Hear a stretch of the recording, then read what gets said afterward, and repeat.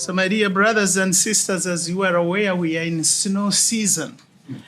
And having grown up in the African tropics where the sun comes out almost every day, this snow season is something just to behold. Like, you see tons of snow and it's not going away. It's just there. It's not going away. Tomorrow it's just not going away, and it's just there.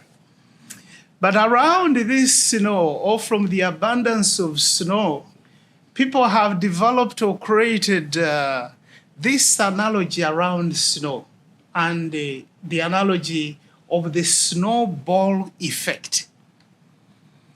And from what I gather, out of the snow, one can create snowballs, and when you throw your snowball downhill, it rolls and rolls and then starts picking up a lot more snow and becoming big and big and big and gaining even a higher momentum.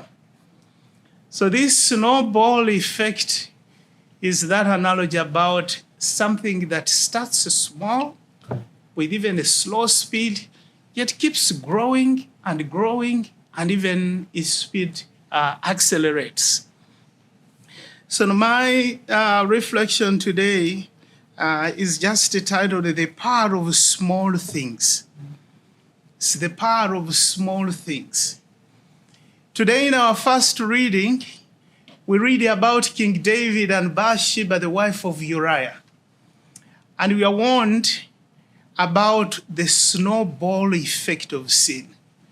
It is an uncomfortable reading about a king who was simply taking an evening walk after a good siesta and saw someone else's wife taking a bath. And he couldn't keep his eyes away.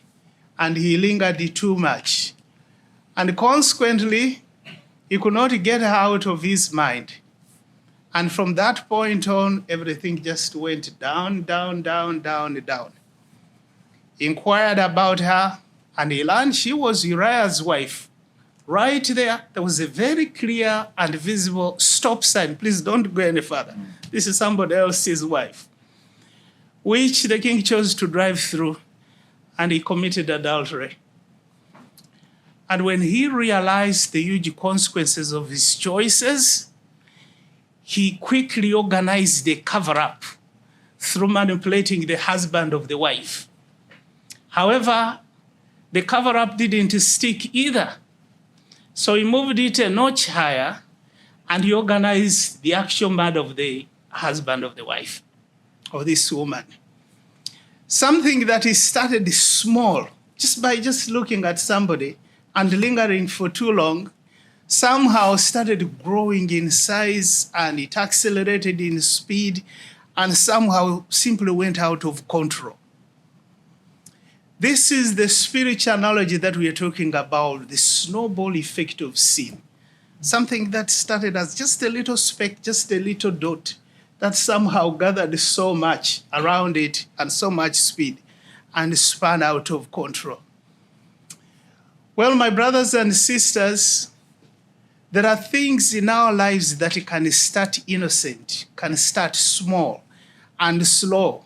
Yet when given time, they can grow into huge monsters that we no longer have any control about.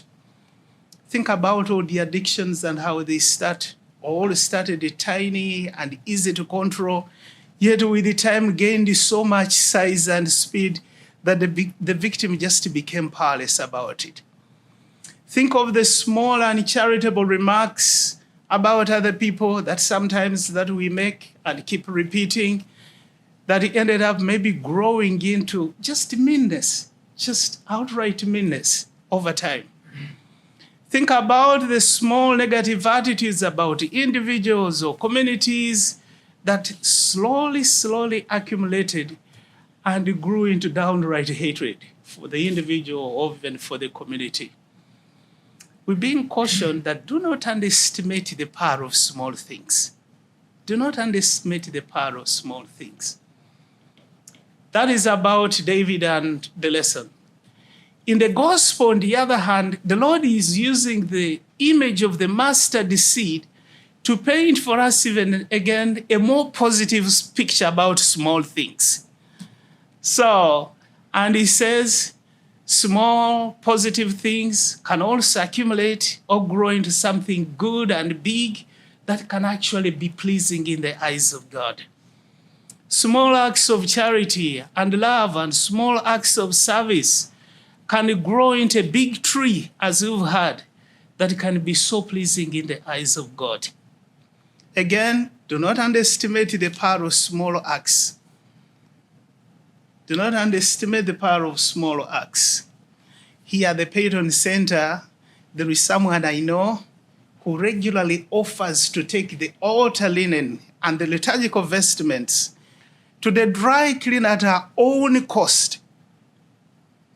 These invisible tiny acts of service are not tiny in the eyes of God. And as you keep doing this, somehow they can be able to add up into something that is really powerful in the spiritual life of somebody. May we in this Mass be reminded again of the power of small things. And may the Lord protect our hearts from the allure of small acts of sin. And may the Lord's grace help us to see the value of small and regular acts of love and of service and of charity, most especially in our families. Amen. Amen.